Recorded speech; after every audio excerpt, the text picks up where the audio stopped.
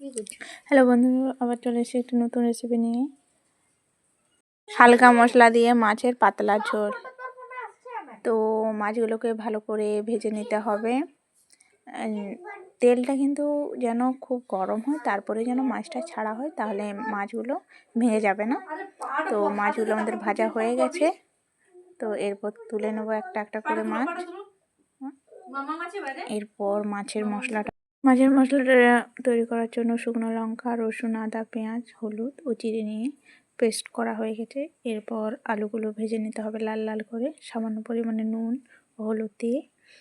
তো আলু ভাজা আমাদের কমপ্লিট। এরপর তেলে তেজপাতা, পেঁয়াজ কুচি, শুকনো লঙ্কা, সামান্য জিরে দিয়ে ভালো করে নাড়াচাড়া করে নিতে হবে। এরপর পেস্ট করে রাখা মশলাটা দিয়ে দিতে হবে।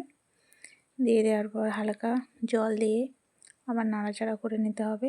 টমেটোগুলো ও সামান্য নুন দিয়ে, কাঁচা লঙ্কা দিয়ে আবার ভালো করে কষে নিতে হবে।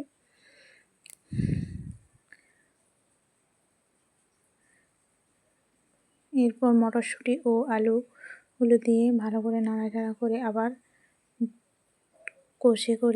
ভালো করে কষে নিতে হবে।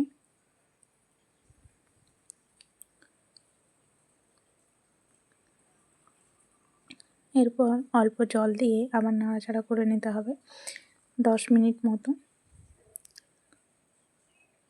আবার 2 গ্লাস মতন জল দিয়ে ঠিক 15 মিনিট জলটা ফুটিয়ে নিতে হবে।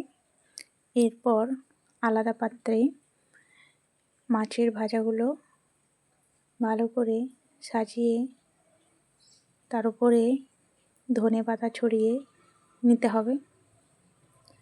এরপর ফুটন্ত মাছের ঝোলটা যেটা রেডি হচ্ছে, এটা এর মধ্যে ঢেলে দিতে হবে।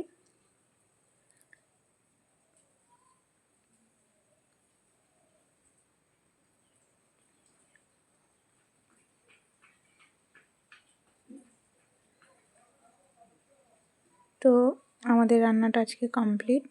তো আজকের রেসিপিটি যদি ভালো লেগে থাকে অবশ্যই পাশে থাকবেন।